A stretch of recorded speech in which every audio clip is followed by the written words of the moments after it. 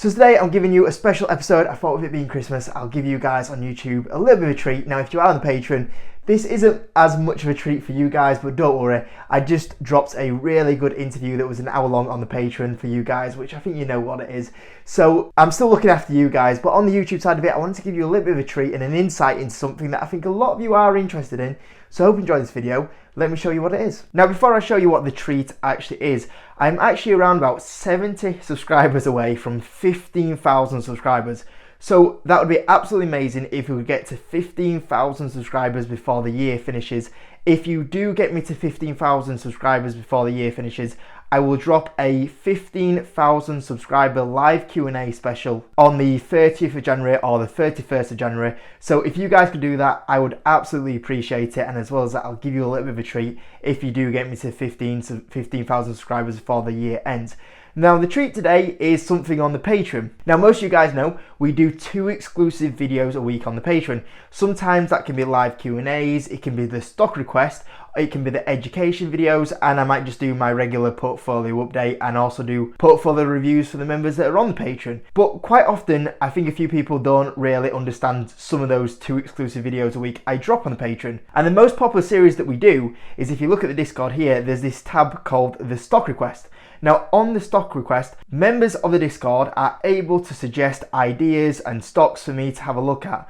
Whichever the stock that wins at the end of the week, I will do a full video on that stock. So if you look from 2 weeks ago, the winning stock was Team 17. And from there, I do a look into that stock. So I looked at Team 17. This video is around half an hour long. And I talk about what I like, what I don't like, and potentially where I would buy that stock. And I thought for you guys that are on the YouTube that might be a little bit hesitant on if you do go join the Patreon and what content you get, this is a preview of some of the content you get on the Patreon. And at the end of the day, if you still don't want to join the Patreon, hey, you've got a little bit of a treat because you get to have a free deep dive into Team 17 that takes me a while to do. These sort of videos take me 6-7 hours to do. So you're getting one of the big deep dive videos for you guys as a little bit of a treat over Christmas. So without wasting any more time, we'll get started. If you do find this video helpful and you think, you know what, I want to see more of this exclusive content, join the Patreon, links in the description, £5 a month. Let me show you this little treat and this video, this stock request video onto Team 17 that was on the Patreon.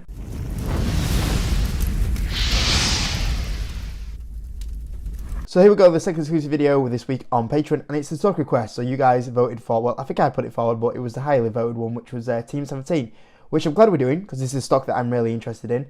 Been on the watch list for a while, and with the share price going, phew, it's one of the stocks that I kind of got identified for 2024 potentially, and yeah, it was interesting. So most of you probably know they're a game developer and a game producer, well known for producing games like Worms, but as you can see here, this is some more of their newer games that are on this list here, and they are an independent producer as well. Now, Team 17, stock that IPO'd in 2018. The share price is now currently lower than where it was in 2018 by 24%. Had a good run up during the CV times, as you can see here, flatlined, and then as a lot of stocks that boomed in the CV times has had its reality check. But then this year, where we've seen a lot of stocks that benefit from the CV situation have had a rebound, Team 17 hasn't had that. It's gone even lower, and year to date this stock is actually down 60% year to date. And in particular the last couple of weeks we've had a profit warning, and that's what's taken it down by 50% in the last few weeks as well, which is crazy. Now if you look here, yeah, sure, the stock is having a little bit of a rebound since its profit warning, 15% up, but realistically when you zoom out a month's time, it's still down 48% since that profit warning anyway. Now the company trades the company is currently 256 million, which is still a decent size. 12 times earnings, a little bit skewed on that side of it because it is currently having a profit drop, so that will catch up and that earnings will shoot up in the coming few months. So just be careful that it's not actually 12 times earnings when you do look at it from that point of view. Now the first thing I want to do is look at the negatives, because without doubt there's got to be negatives. You know, when you were a £8, £9 stock and now you're down at £1 when you're lower than where you were at an IPO point of view from 5 years ago, and you look at the profitability side of it, I mean, if you go from where the company IPO'd, they were doing around about 10 million in revenue, they're doing 153 million now, so it's a 15x on the revenue. And if you look at the profitability. They were doing 4 million in profitability. They're now doing 20 million in profitability. So you look at where the progress of the company has, and now the share price, like there's surely something going on with this company for it to be down here. And what actually shocked me is actually there's more than just the financials. There's actually a few things going on in the background, and that's maybe why it has gone so low. Big thing that surprised me, and this is what I always need to look into originally, is the CEO. So the CEO is stepping down from the end of this year. And I was quite surprised. The CEO is still, if we have a quick look at Simple Wall Street here actually, the CEO is the founder.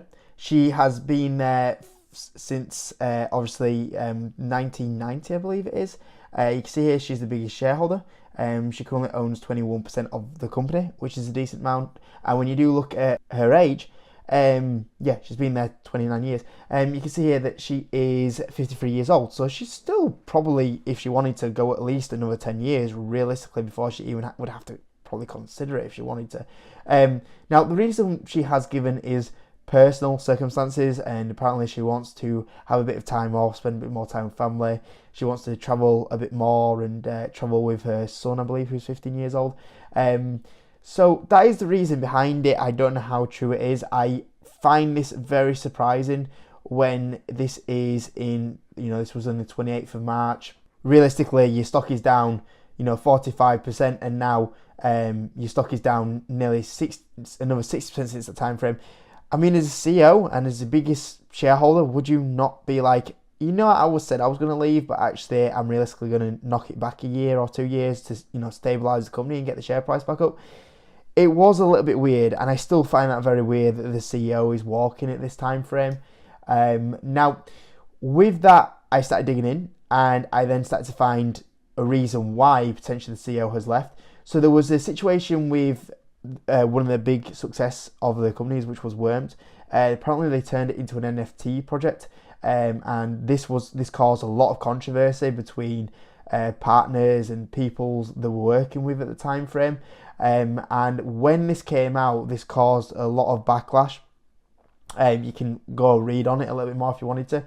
It then ended up with a lot more things starting to come out after the backlash.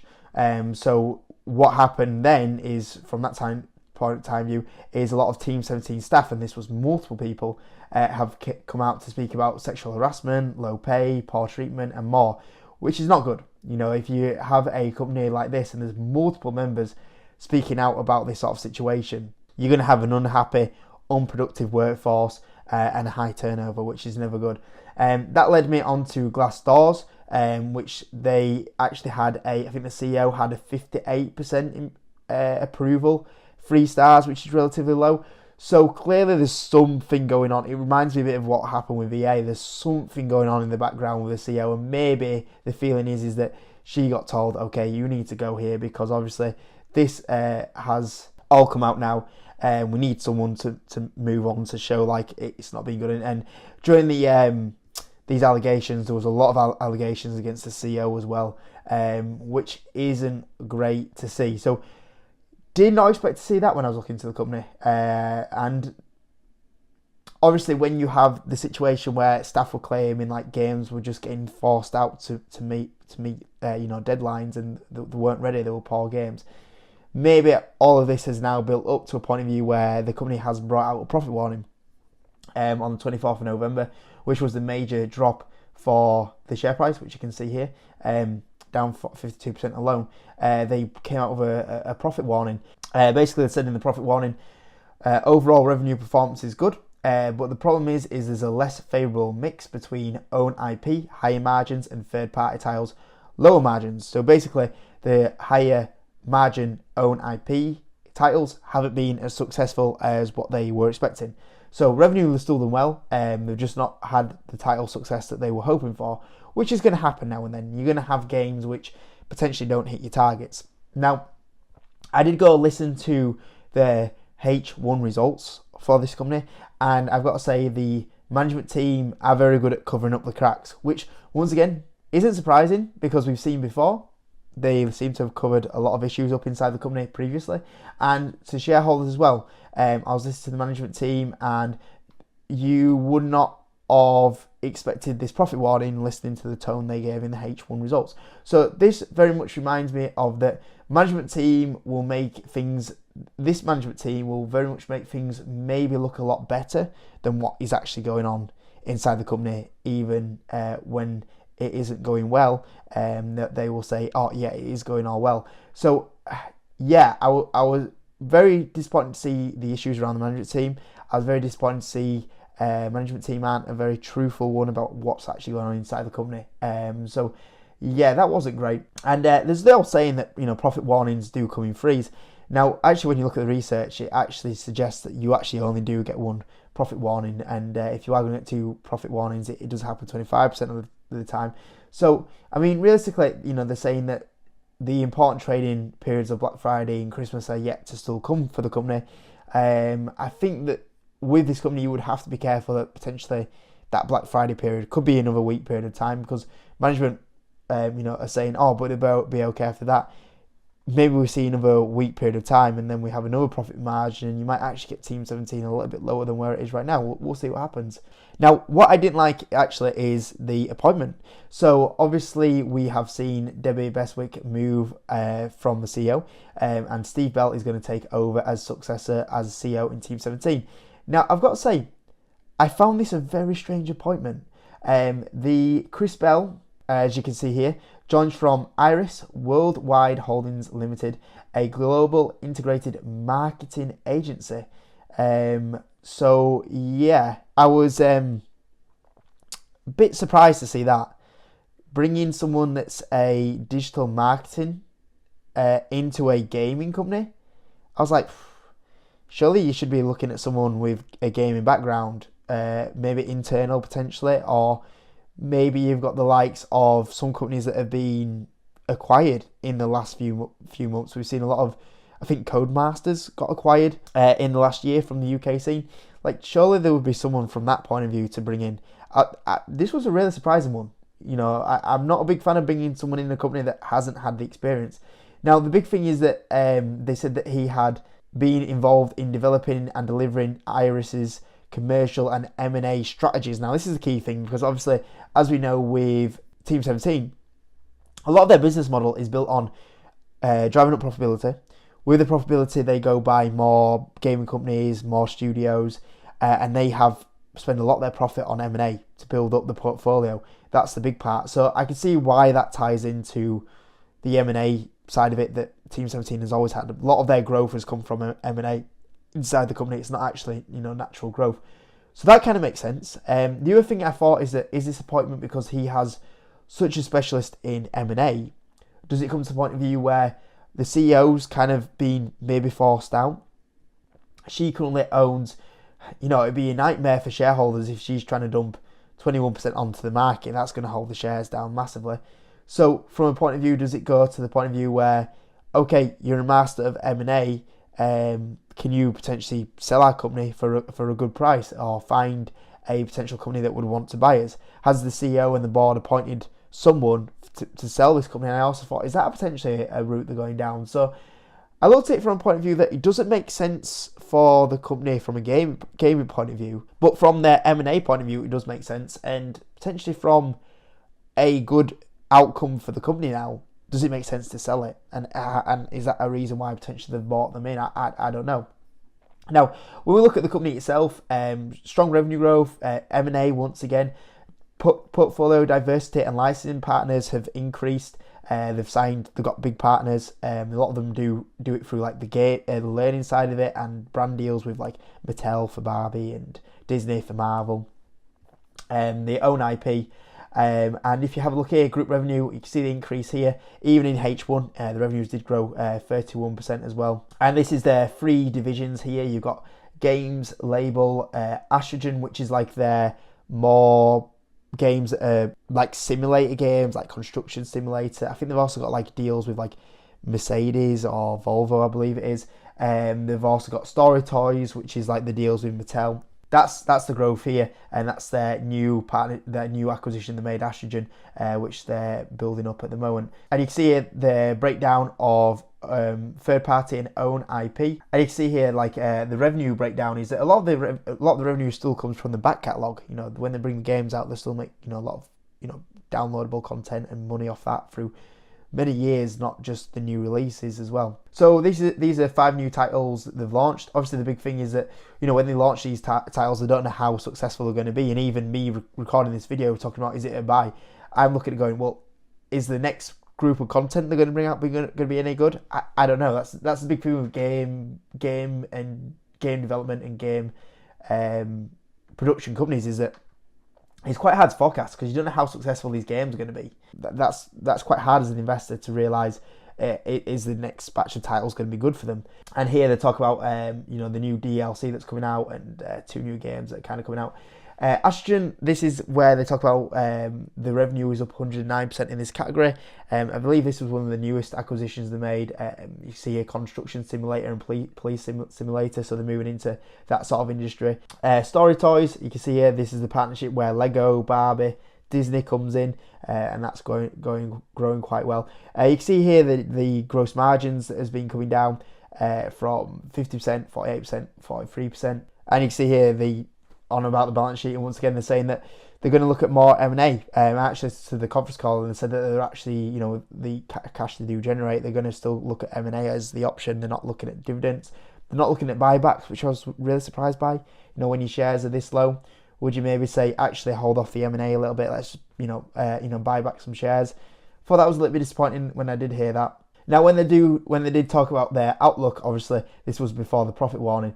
They said that the big thing that's affecting them at the moment is the games market is very competitive. A lot of releases this year, and also pricing and discounting. They said there's a big amount of discounting going on at the market at the moment, and that's why they're getting impacted from that point of view. They're saying that they are going to see EBITDA improvement in H2 and more cost planning, which we saw in the profit warning. They said that they are going to reevaluate the cost structure, and it's also reviewing a number of titles both under development and already launched to assess the revenue potential in the current market environment. So clearly they're looking and having a restructuring into the company at the moment. Now obviously a lot of negatives there, but I'll go through some of the positives. So it is a whole gaming thing that we're seeing at the moment. When you look at game sales are dropping. So to be fair, that the fact that, yeah, you know, you look at the revenues, it's okay, but when you look at the profit point of view, EBITDA is going to drop to 28 million. You can see here non-cash impairment charge of 11 million. The revenue is still doing okay, even with the having to discount a lot at the moment and the competitive market. When you do look at other companies like Frontier Developments, they're saying the exact same thing. So it's not a Team 17 issue, it's a whole industry situation. When you look at Frontier Developments, and we talked about the bad reviews on Glassdoor, Frontier Developments is actually roughly about the same reviews. So maybe it's just a high intense environment that we are in, or that the industry that it does operate in. When you look at Frontier Developments, they put out a profit warning as well, literally a month before it, which once again kind of goes to a whole industry kind of thing. And even though the games have maybe not performed as best as what they thought they would for Team 17, they've still got good game titles. Like when you look at a lot of reviews for a lot of the companies, and like here you go on, you know, the best indie games so far in 2023. When you start going down this list, I think alone there's 2 Team 17s. Look, Dredge here from Team 17 that's in here, a bit of a horror game. Killer Frequency from Team 17 that's in here as well. So even though it's been a poor year for Team 17, they've got a great track record, and they're still bringing out games, indie games that are getting very highly rated. You know, you look at Dredge, for example, and it got 8 out of 10 on IGN. PC Gamer gave it 89%. Games Radar gave it 4.5 out of 5. So, I mean, this company here, even though it is going through some issues, they've got a track record of developing very good games. And even right now, some of the games that they're bringing out are still getting very highly rated. So maybe it's just one of those where it's a bit of a bad batch of games and the time frame all coming once, where consumer spend's a little bit tighter, competitive discounting is a little bit tighter at the moment, and at the end of the day, when you look at the longer term, the top producers are going to come out on top. And, you look at Team 17 and they've got a good record of developing great games and maybe getting an opportunity here. Valuation point of view, obviously we talked about the earnings basis, 12 times earnings, but it's probably a little bit skewed at the moment because of the drop in the profitability that will start catching up. But if you look here, the company, normally traded at 35 times earnings, 22 times earnings, up to 40 times earnings. So it's the lowest it's been on an earnings basis. But obviously we've got the drop in profitability that's going to start kicking in. As you can see here, within a few months' time, we're going to have the drop in the profitability side of it. Now, like we said, we've got a one-time impairment charge here. Hopefully the gross margins start going up. So this is a tricky one, because if you believe this is just a one-time drop in the profitability, it's going to look very cheap. This company, when you look at the profit margins historically, 30 times 30% profit margins. The profit margins can be a little bit choppy, which is worth pointing out. 30%, 15%. So we had a drop there in 2017. 15%, 13%. Then we went back up to 28%, 26%, 36. 26%, 20%, 18%, 13%, and we look here that they're going to drop back down single digits, but analysts are then expecting the profit margins then to go back up then to 16, 17%ish. But the big thing as well is that analysts are forecasting is they're not expecting much growth, because historically the growth of the company looks absolutely amazing, but as we said, a lot of the growth has come from merger and acquisition. So the growth's hard to predict, because organically the company probably would only grow 3 or 4%. But because they make a lot of these big acquisitions, because you imagine here the company's throwing off 10, 15, 20 million in profitability, they go use that 20 million in profitability to go buy someone, whether that be like the golf, I forgot what the actual game was called, Golf With My Friends, that they made. So that's what they probably use with this. And the big thing as well is, compared to something like a Frontier Development, they're not profitable. Even though this company is having a bad time at the moment, I mean, realistically, you're still going to be sitting around 11 million profitability. So you haven't got that big issue there that, now they're an unprofitable company. They're still throwing off decent amount of profitability. The big thing is working out what potentially are they going to get back to the normal profitability side of it, because obviously if they can do what analysts are predicting in a year's time, this is a great opportunity. But we just don't know. We don't know if we're going to see the recovery in the higher margins. That's the big issue. Financial health wise, the good thing that I would say is that normally we talked about Doc Martens the other day, and we're on about Doc Martens could be a good opportunity. Problem is they're riddled with debt. This company hasn't got a single bit of debt on it, and still throwing off good amounts of profitability, which is the really attractive thing about it. You look at the balance sheet, I think they've got nearly 40 million still on cash as well, 45 million, which is one of those that, I think it's bonkers that they're not buying back shares at these levels. I personally think they should take advantage and buy back the shares, but they're not. But at least they've got a very, very good balance sheet. And I guess the other good thing as well is, when you look at the ownership side of it, during this time frame, what would you like to see from the insiders? You'd love to see them buying up the shares. And, what do you have? You have the, member of the board picking up some shares. You've got another, the CFO picking up some shares. You've got another member of the board picking up some shares. The new CEO coming in and buying up some shares as well, which is obviously a really positive sign. The fact as well that he's picked up nearly 100k as well of shares is pretty good going. And the fact is that they all pick these up at £1.87ish. If you look at the share price now, the share price has gone a little lower since then. But they bought it all after they bought it all on the 27th-ish, 24th or 27th of November, which is the day after the profit warning as well. So kind of thinking, has it been overdone there if they're all coming and buying the shares? So yeah, I mean, it's a tricky one really, because you've got a company here that has more issues than what I thought. A questionable CEO appointment, in my opinion.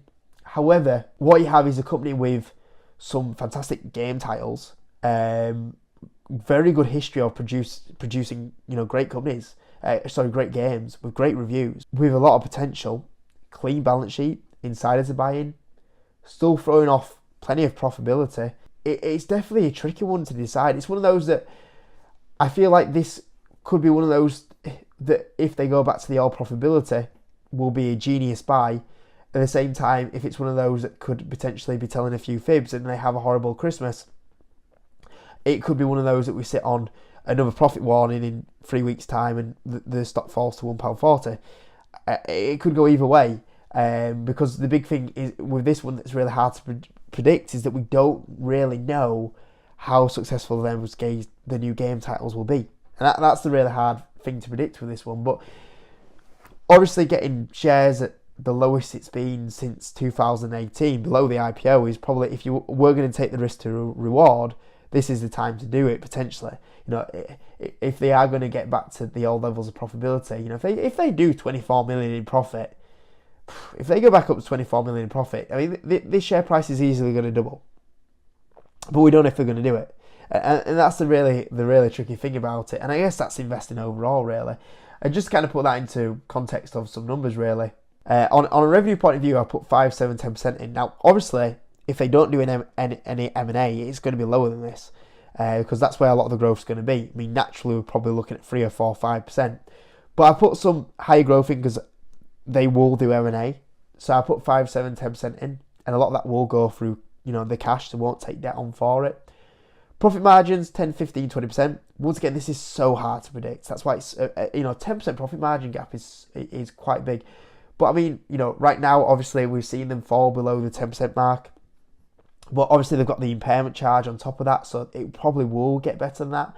But then again, looking at history, we've seen at times it being 30%. We've seen at times it's been 15%. So it was a big, broad range of profit margins I had to put into this one, but we've gone 10, 15, 20. Now, I have put a multiple of 20 times earnings in, just because I feel like if it does do 5, 7, 10% growth, and it does go back to these higher profit margins, it probably will go back to 20-ish times earnings, like the market average. I don't think it'll ever go back to the days of where it was 30, 40 times earnings, but I think it'll trade around 20 times earnings. That's where it's been most of this year before the profit warning happened as well. I mean, if we do look at those numbers, on the low side, it's looking like you got potentially 40% upside.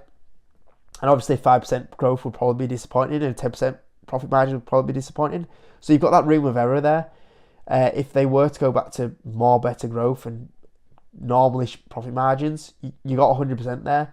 And if you go to the higher side of 10% revenue growth and they get back to up to the 20% profit margins, obviously this comes at a massive return. I mean, even if they were to do those sort of numbers, I'd potentially say potentially you could even get the stock that does go to 30 times earnings, and then that does look really good. But from a number point of view, this is standing out as a buy. 100%. From these numbers, it's not hard to tell, because you look at the numbers here. If they it goes back to market average valuation, they go back to revenue growth, and the profit side of it does show the signs of recovery from the current dip that it's going to go through in the next 6 months. That earnings is going to go back up to 20-ish plus times earnings on these levels. But if they are to recover profitability in a year's time, it's easy to see where the recovery comes from, but we just don't know. Because obviously we look at the moment, gaming sales, drop at the moment. We've seen the heavy discounting that's going on at the moment. We've seen the competition that's out there at the moment, and we've seen some of the higher IP titles not be as successful for the business. That does scream to me short-term issues. It does scream to me that as long as they keep bringing out, if we get into a better consumer environment and they still bring out these games that are 9 out of 10 games, eventually they'll go back to hitting, and they've got a track record of bringing these higher hitting gaming games out. So I feel like it's best to go on history, and history tells me that this company will solve it out or resolve it and do okay.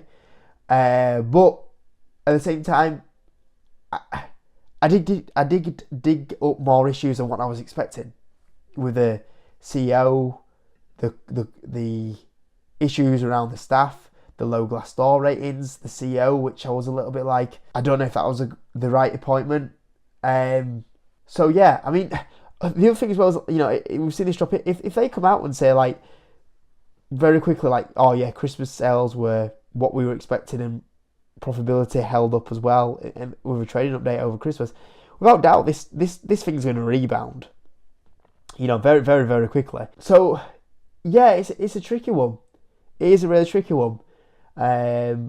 I would like to buy it because I feel like the risk to reward is here now on the share price, and as long as I go, they could do another bad profit warning over Christmas. I'd be prepared for that, but history tells you that this is a very low valuation for this company, especially if they can recover the profitability to what they normally do as well. So yeah, I would like to buy it, but I'm gonna have a think on it just to weigh up the risk to reward a little bit anyway at the moment. So yeah, bit of a mixed bag this one anyway, but I'm gonna have a think on it. I think I would like to own it because I think the risk to reward of the valuation is definitely worth it. But it's definitely not as a home run as what I was expecting to go. Yeah, I can buy this and I'll be okay. There's definitely a few issues there in the background anyway. So yeah, hope you enjoyed the video, guys. See you in a bit.